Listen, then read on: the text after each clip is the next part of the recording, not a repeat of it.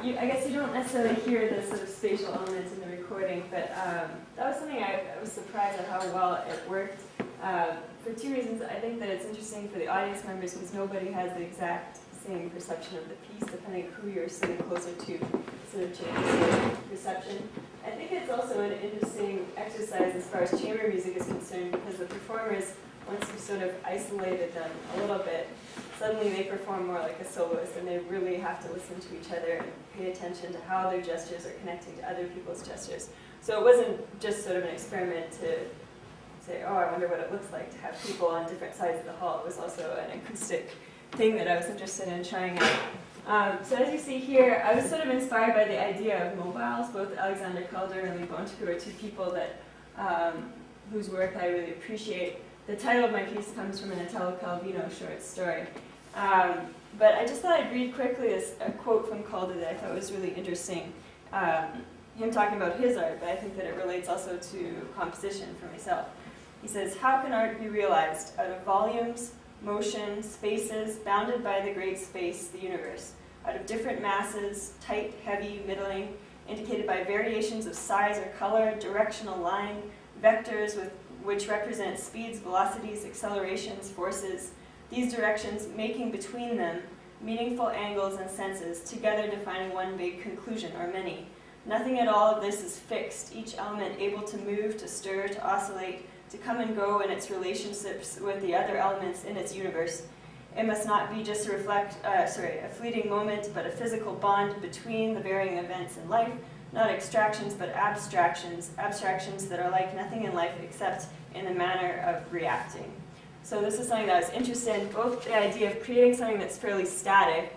The harmonic material in this piece is very limited. It's pretty much two chords, and there's sort of that D and C sharp that hold the piece together.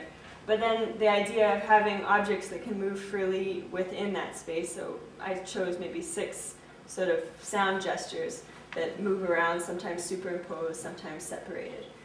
So that's something that I was interested in exploring. This is just an excerpt from the first page of the score, for those of you who don't have the score. This is also sort of, I guess, compositional techniques that I sometimes use, where those 2 arrows are, at the beginning, it's sort of featuring the solo violin, and the other instruments are sort of acting as resonance or just sort of enhancing the sound of the violin. So in this case, I have the clarinet and the cello harmonics just sort of holding, and then you have to imagine too that that's sort of half coming from the back of the hall and half, so it almost sort of enhances the resonance of the space. Another technique I often use is sort of these percussive attacks where everybody has to line up together in a very precise way. And I think that those kind of moments in my music stem from the fact that I work with electronics a lot, or with sequencers, with Logic, where I come up, it's almost like writing a tape piece where you come up with a very specific sound object and then you orchestrate it. So you're thinking of the ensemble as one rather than as each individual part. And it sounds great when it works, but if people aren't exactly together, it kind of sounds like popcorn. It makes no sense. So that's a challenge that I have had. This is sort of the contrasting part in the middle section. And this relates a bit to the Calder quote in terms of, I think in my music I'm really interested in creating energy and momentum. Also a sense of directionality. I like music where you have a sense of where it's going.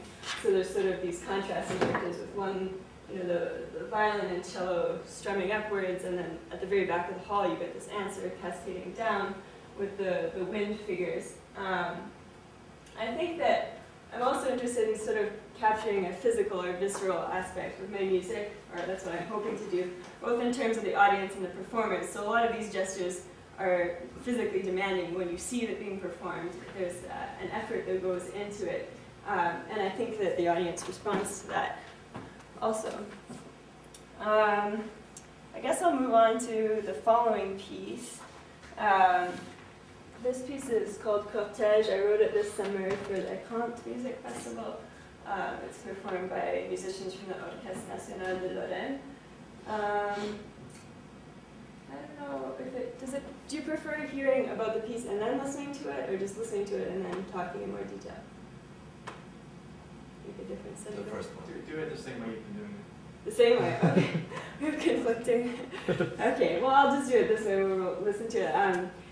Basically, this piece came about from this quote that I was working very abstractly, and then I came across this quote, and it really related to what I was imagining in my head, from Cavafy, where he's talking about a strange procession, and I thought it was really interesting that Leonard Cohen, who's one of my favorite singers-songwriters from Canada, also had taken this poem and was inspired by it. So you'll hear in this piece there's sort of this repeating chord that comes back often. I'm also interested in memory and repetition, the way Flicker was talking. So there's this chord that keeps coming back, and to me that this is sort of a sense of a perspective.